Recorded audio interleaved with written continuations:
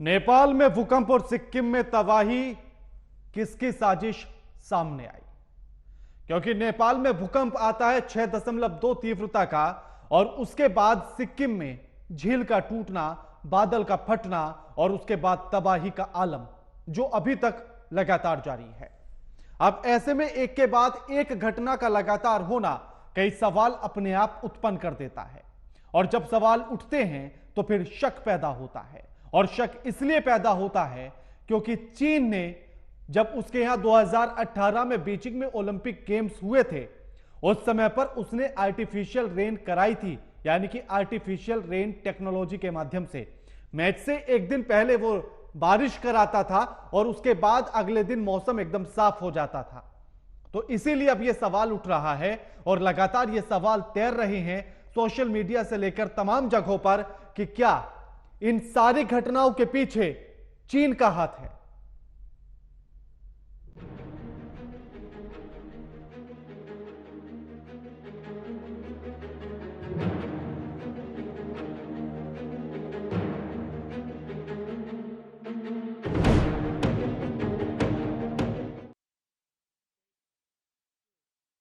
सवाल यह है कि अगर चीन का हाथ है तो आखिर क्यों, और साथ ही यह भी कि अगर आप पिछले कुछ सालों में देखें, यानी कि पिछले 46 सालों में 30 से ज्यादा घटनाएं बादल फटने की हुई और जिनमें से ज्यादातर घटनाएं चीन और भारत के बॉर्डर के आसपास के इलाके में हुई हैं।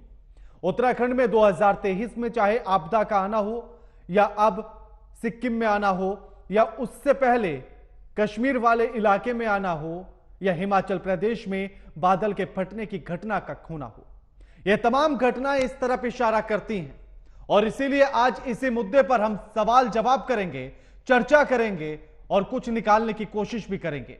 लेकिन आपको ग्राफिक्स के जरिए से वो सारी चीजें समझाते हैं कि आखिर चीन का हाथ कैसे हो सकता है और नेपाल भूकंप का भी इस्तेमाल कैसे हो सकता है। आपदा के पीछे कौन है? चीन में 2018 में हुए ओलंपिक में कराई थी बारिश। ओलंपिक मैच से पहले एक दिन पहले बारिश कराता था चीन।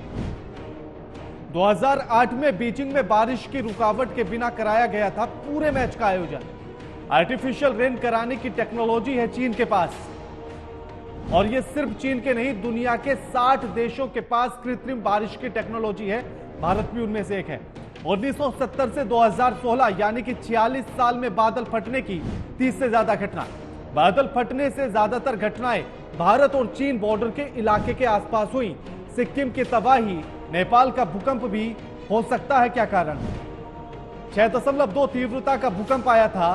भूकंप से झील की दीवारें कमजोर हुई, ग्लेशियर पिघले, अधिक पानी से चुंगथांग डैम टूटा और बाढ़ आ गई। और इसीलिए इस तरह की तमाम चीजें देखी जा रही हैं। तो कहीं यही तो कारण नहीं है चीन का हाथ है या फिर नेपाल के भूकंप का?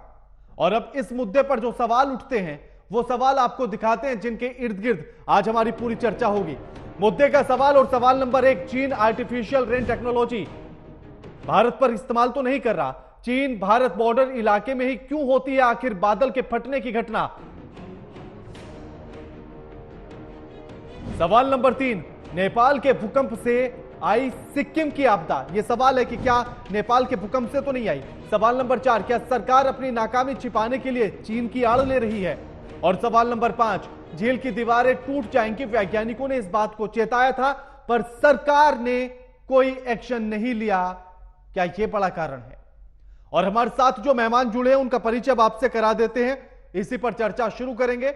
हमारे साथ डॉक्टर लक्ष्मण सिंह राठौर जुड़ गए हैं, पूर्व महानिदेशक हैं मौसम विज्ञान विभाग के, और हमारे साथ रिटायर्ड कर्नल टीपी त्यागी जुड़ गए हैं जो डिफेंस एक्सपर्ट हैं। आप दोनों का स्वागत है एमवी नेटवर्क पर। टीपी त्यागी जी, पहला सवाल आपसे कि जो सवाल लगातार तैर रहे हैं सोशल मीडिया से लेकर तमाम जगहों पर, और आरोप यह लग रहा है कि जितने भी बादल फटने की घटनाएं हैं या सिक्किम में बाढ़ का आना हो, आपदा का आना हो, इन सब के पीछे चीन की साजिश है, चीन का हाथ है। जी, कोई देश कल को क्या करेगा इसका अंदाजा इस बात से लगाया जाता है कि उसने बीते हुए कल में क्या किया है। जो चाइना का चरित्र रहा है उससे ये शंका पैदा होती है। कारण कई है। पहला कारण तो ये कि 2008 में ही उसने ये दिखा दिया था कि मैं आर्टिफिशियल रेन करा सकता हूँ बिल्कुल। ओलंपिक गेम्स के लिए। हाँ। दूसरा ये कि जो अब तक यदा कदा कहीं इधर उधर बादल नेचुरल तरकीब से फटते थे, अचानक उनकी संख्या में बढ़ोतरी होने लगी।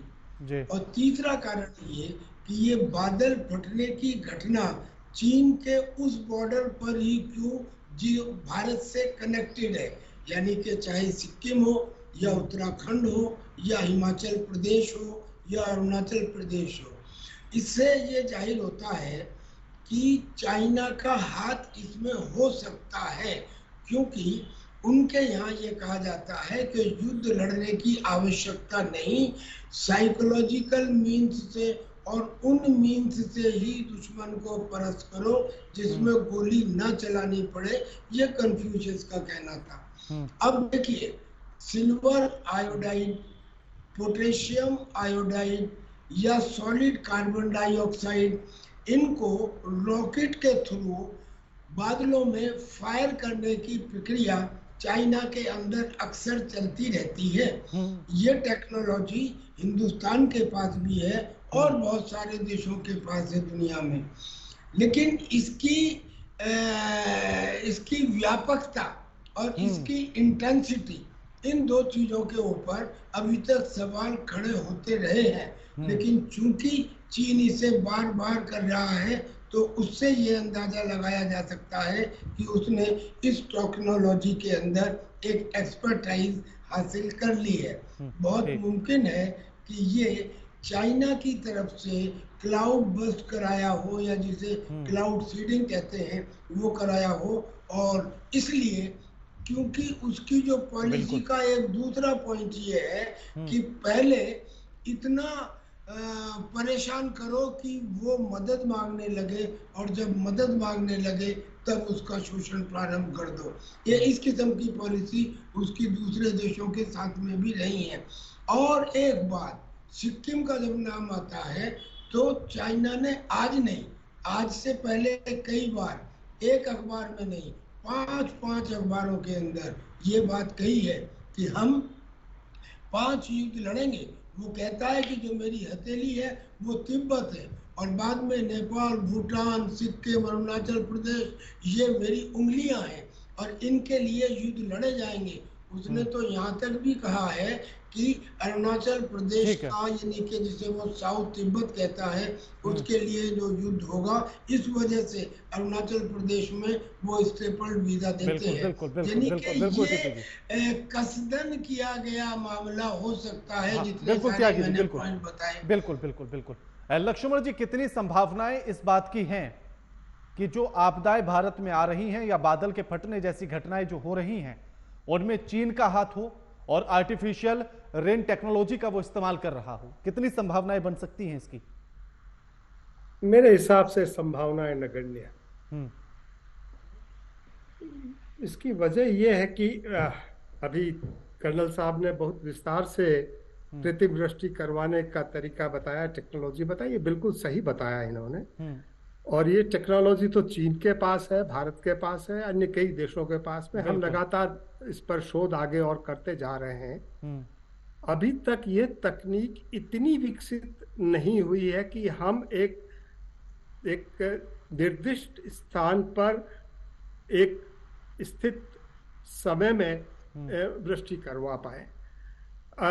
क्लाउड सीडिंग होता है, उससे रेन एक्सेंचुएट होता है, रेनफॉल प्रोसेस एक्सेंचुएट, उसमें बढ़ोतरी होती है, बारिश होती भी है। हालांकि कुछ लोग उसमें भी कहते हैं कि नहीं उसके कारण बारिश नहीं हुई, लेकिन अब ये मानने लगे कि हाँ, कुछ उसमें इजाफा अवश्य होता है। लेकिन बादल चूंकि हवा में तैरते रहते हैं, चलायमान है, कहाँ परिपक्व होंगे और कहाँ वृष्टि देंगे, ये निश्चित रूप से नहीं कहा जा सकता। और इसके कारण कई कानूनी पेच भी इसमें आड़े आते हैं कि आपने यहाँ पे क्लाउड सीडिंग की और जाके बरस गया कहीं और वहां बरसा जहां उसकी आवश्यकता नहीं है। तात्पर्य कहने का यह है कि हाँ, टेक्नोलॉजी है, लेकिन इतनी परिपक्व नहीं है कि इस प्रकार की हम आपदाओं को ट्रिगर इन माध्यम से कर सके। एक बात जी, चीन ने बड़े दावे किए कि ओलंपिक में ये सब उन्होंने वेदर मॉडिफिकेशन किया। हाँ, मैं समझता हूं उन दावों में भी बहुत बहुत बढ़ा चढ़ा करके उन्होंने अपनी क्षमताओं को पेश किया, ऐसा है नहीं।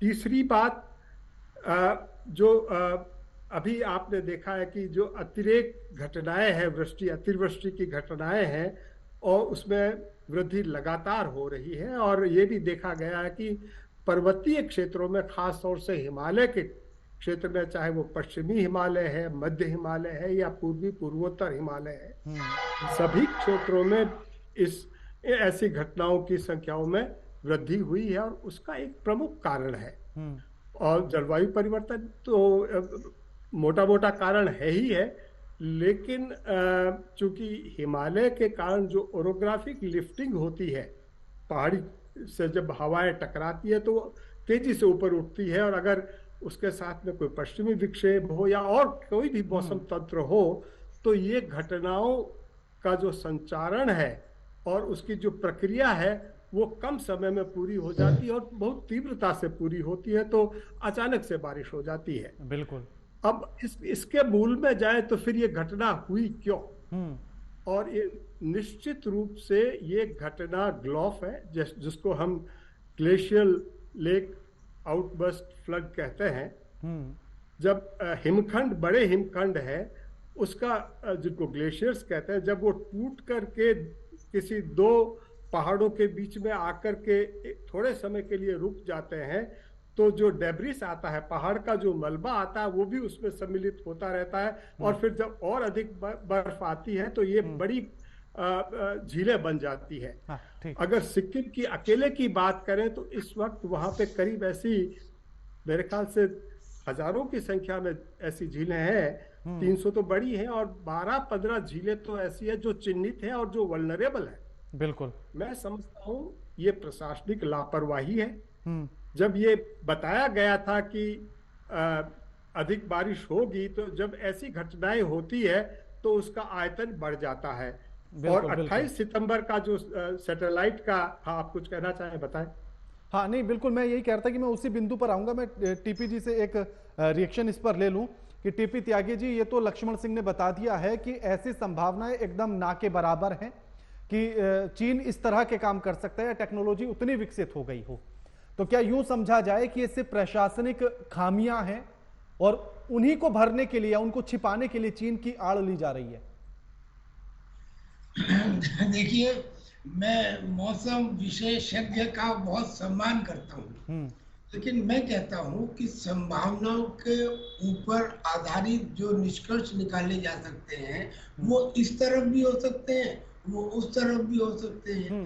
ये भी तो एक संभावना ही है कि ग्लेशियर टूट के पहाड़ों में फंस गया, उस ग्लेशियर में आसपास के रोड़े और बोल्डर जुड़ गए, और फिर वो जुड़ के अचानक जब नीचे से हवा उठी, कंडेंस हुई, तो निकल के आ गए और लगा कि अचानक बारिश हो गई, और उसे हमने एक क्लाउड बस्ट कह दिया। ये संभावना ही तो है, इसका कहीं प्रूफ है क्या? प्रशासन की लापरवाही है, इसमें 100% सही कह रहे हैं, प्रशासन की लापरवाही तो है ही, पर एक प्रशासन की है क्या? ये तो पूरी दुनिया के सभी देशों के सभी शहरों के प्रशासन की और शासन की लापरवाही है, वरना क्लाइमेट चेंज जैसा मुद्दा उठा ही ना रहा होता। पूरा का पूरा ग्लोबल साउथ ये मांग क्यों करता कि हमें क्लाइमेट चेंज की वजह से जो रिच कंट्रीज हैं वो कंपनसेशन दें। यानी कि जो क्लाइमेट चेंज है वो सबको एप्लीकेबल है, केवल एक जगह के लिए तो एप्लीकेबल नहीं है। कहने का मतलब ये कि जो वो कह रहे हैं वो सही भी हो सकता है, लेकिन जैसे वो संभावना है ऐसे ये भी संभावना है कि ये चाइना ने कसदन कराया हो। और देखिए, हमारे पास ये तकनीक है कि हम जहां बारिश करा सकते हैं, क्या है इम्प्रोबेबिलिटीज, ये कि किस जगह करा सकते हैं गारंटी नहीं है, कितनी करा सकते हैं गारंटी नहीं है, लेकिन हमने अपनी इस तकनीक को अभी तक मेरी समझ के मुताबिक विकसित नहीं किया है। चाइना ने किया है, ये भी संभावना है। क्यों? क्योंकि 2008 से उसने ये काम प्रारंभ किया और 8 से लेके अब तक 12-13 साल बीत गए हैं, जिसके पास 1/4 भी जहाज नहीं होते थे और आज अमेरिका से ज्यादा है जिसके पास वो टेक्नोलॉजी और वो स्पेस टेक्नोलॉजी और आर्टिफिशियल इंटेलिजेंस हो गई है। तो जो आदमी की इंटेलिजेंस देश की बढ़ती है तो सभी फील्ड में बढ़ती है, केवल एक फील्ड में नहीं बढ़ती। मुमकिन है कि उसने इस टेक्नोलॉजी के अंदर ये स्थिति पैदा कर ली हो कि जहां वो चाहता है वहां पे क्लाउड बस्ट हो। तो ये है तो संभावना ही, लेकिन ये उस संभावना के ही बराबर है जिसका जिक्र मौसम वैज्ञानिक कर रहे हैं। ठीक है लक्ष्मण जी, मेरा सवाल इससे हटकर ये है कि जब 2021 में ही वैज्ञानिकों ने इस बात को बता दिया था कि जो झील है साउथ लेहोंग की आखिर उस झील की जो दीवारें हैं वो बेहद कमजोर होती जा रही हैं और ऐसी स्थिति बन सकती है कि अगर दीवारें टूटी तो आपदा या बाढ़ जैसी स्थितियां आएंगी और वो बनेंगी, तो फिर इस पर ध्यान क्यों नहीं दिया गया? ये लापरवाही किसकी?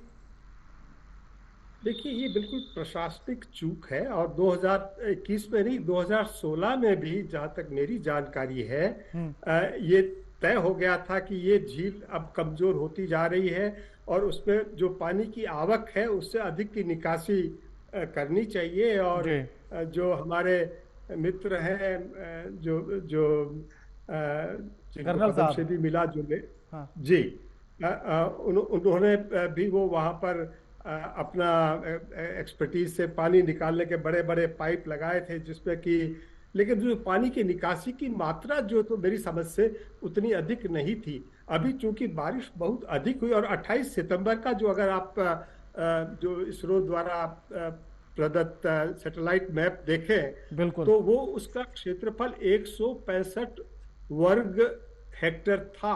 जी। अब इतना बड़ा अगर आपका बढ़ोतरी होगी तो उसके बाद अगर आपको पता है कि मौसम पूर्वानुमान है कि बारिश आएगी तो ये आप तो एटम बम पे बैठे ही थे और उसको तो संज्ञान में लेना ही चाहिए था। तो ये तो इनवाइटेड डिजास्टर है, इसमें कोई दो राय नहीं है। और जो कर्नल साहब बात कह रहे हैं वो क्लाउड सीडिंग से तो इतना नहीं होता। हालांकि अब नई हाप्स और तरीके हैं जिस पर काम कर रहे हैं, कई देश कर रहे हैं, जिसमें कि किसी विशेष क्षेत्र को आयोनोस्फीयर में कुछ ऐसे मटेरियल उड़ा करके और उनके द्वारा केंद्रित टारगेटेड रेडिएटिव हीटिंग कर सकते हैं।